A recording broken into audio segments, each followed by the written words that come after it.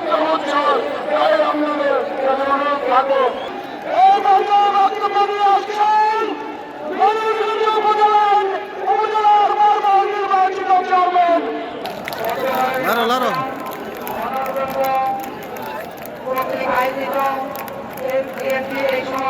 রাজপথের লড়াকু সৈনিক যখন যাই তখন প্রায় প্রিয় নেতা